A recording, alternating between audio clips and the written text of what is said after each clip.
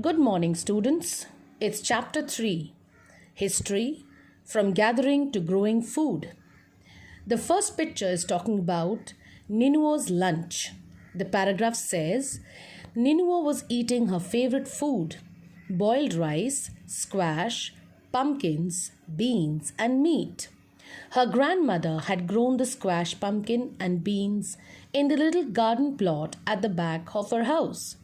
She remembered the food had been so different when she had been to Madhya Pradesh as part of a school trip. It was hot and spicy. Why was that so? Now look what I have in front of you. There are so many vegetables and fruits together. They are colorful, beautiful, and really looking interesting.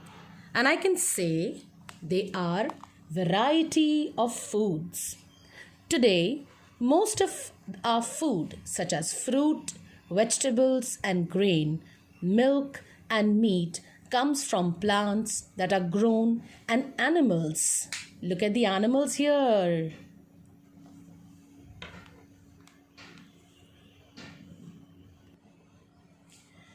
Different plants grow in different conditions. Rice, for example, requires more water than wheat and barley. This explains why farmers grow some crops in some areas and not in the other areas. Different animals too prefer different environments. For instance, sheep and goat can survive more easily than a cattle in dry, hilly environments. But as you saw in Chapter 2, women and men did not always produce their own food. Moving on to the next paragraph, it says, the beginnings of farming and herding. We have seen in Chapter 2 that the climate of the world was changing, and so were plants and animals that people used as food. Men and women and children probably observed several things. The places where edible plants were found, how seeds broke off stalks, fell on the ground, and new plants sprouted from them. Perhaps they began looking after plants, protecting them from birds and animals so that they could grow and the seeds could ripen.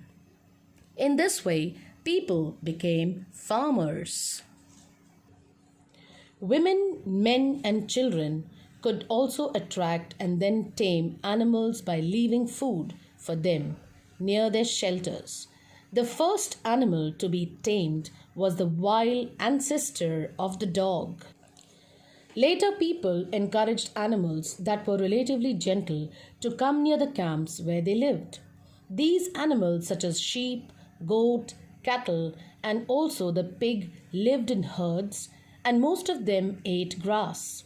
Often people protected these animals from attacks by other wild animals. This is how they became herders. Next paragraph tells me domestication. Domestication. It's not simple word, but yes, something interesting in front of you. Domestication is the name given to the process in which people grow plants and look after animals. Now look at this picture in front of you. It is showing me a man. It is also growing plants, and then it is showing that the plant is bearing fruits. You can see so many of the animals which he is taming. That means he will grow it accordingly and will tame the animals according to his own wishes and comfort level. Yes, this word comes under domestication. Domestication is given to the process in which plants grow and look after the animals. Very often, plants and animals that are tended by people become different from wild animals and plants. This is because people select plants and animals for domestication. For example, they select those plants and animals that are not prone to diseases. They also select plants that yield large size grains and have strong stalks capable of bearing the weight of the ripe grain. Seeds from selected plants are preserved and sown to ensure that the new plants and seeds will have the same qualities. Amongst the animals, those that are relatively gentle are selected for breeding. As a result, regularly domesticated animals and plants become different from wild animals and plants. For example, the teeth and horns of wild animals are usually much larger than those of domesticated animals. Look at these two sets of teeth. Which do you think belongs to a wild pig and which to a domesticated one? Please think about it. Domestication was a gradual process that took place in many parts of the world. It began about 12,000 years ago. Virtually all the plant and animal produce that we use as food today is a result of domestication. Some of the earliest plants to be domesticated were wheat and barley. The earliest domesticated animals include sheep and goat. Look, children, what I have in front of you. You can see it's a small plant. And yes, it'll take time to grow. Moving on with the next paragraph, it tells me, and the heading goes, a new way of life. If you plant a seed, you will notice that it takes some time to grow. This may be for several days, weeks, months, and in some cases, even years. When people began growing plants, it meant that they had to stay in the same place for a long time, looking after the plants, watering them, weeding, driving away the animals and birds. Yes, till the grain ripened, and then the grain had to be used carefully again. As grain had to be stored for both food and seed, people had to think of ways of storing it. In many areas, they began making large clay pots or wove baskets or dug pits into the ground. You can see a wove basket. See the basket? It was used by the people to store foods and grain. And yes, I can also show you that the grains were stored, and ways in which grains were used are like seeds as food, as gifts, and even stored for various other purposes. As grain had to be stored for both food and seed, people had to think of ways of storing it. In many areas, they began making large clay pots or wove baskets like this, which I've shown, and or even dug pits into the ground. Pits means big holes into the ground. Do you think hunter-gatherers would have made and used pots? Give reasons for your answer, and yes, please think. Storing animals. Animals multiply naturally. Besides, if they are looked after carefully, they provide us with milk, which is an important source of food, and meat whenever required. In other words, animals that are reared can be used as a store of food. Apart from food, what are the other things that could have been obtained from animals? Please think. What are animals used for today? Please think this question too. It is interesting to think over some questions.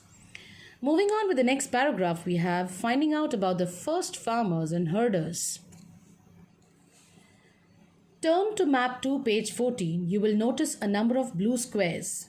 Each marks a site from where archaeologists have found evidence of early farmers and herders. Now I'm turning to the page 14, and yes, you can see the map. It is having so many places, and the blue squares one like Mehergarh, it has Koldiva, it has Mahagada, it has Chirand, it has Dowdali Harding, it has Burzahom, it has many other places, and these are those sites which tell us that they were the Neolithic sites, and these sites tell us that the archaeologists have found where people started their farming and herding. These are also found all over the subcontinent. Some of the most important ones are in the northwest, in present day Kashmir, and in East and South India. To find out whether these sites were settlements of farmers and herders, scientists study evidence of plants and animal bones. One of the most exciting finds includes the remains of burnt grain. These may have been burnt accidentally or on purpose. Scientists can identify these grains, and so we know that a number of crops were grown in different parts of the subcontinent. They can also identify the bones of different animals. Now you can see very well a table below to see where the evidence of grains and bones of domesticated animals have been found. The first column tells me about the grain and bones, and the other column tells me the site where they have been found. The first one, wheat, barley, sheep, goat, and cattle, have been found in Mehergarh, and it is present in Pakistan. Rice, fragmentary animal bones, it is Koldiwa in present day Uttar Pradesh. Rice cattle, hoof marks on clay surface, Mehergarh in present day Uttar Pradesh. Wheat and lentil, it is Gufkral in present day Kashmir.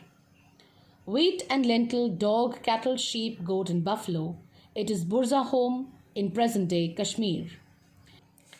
Wheat, green gram, barley, buffalo, and ox, it is in Chirand in present day Bihar. Millet, cattle, sheep, goat, and pig, it is Halur in present.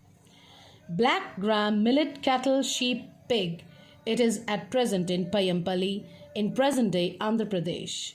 These are just some of the sites from which grain and bones have been found.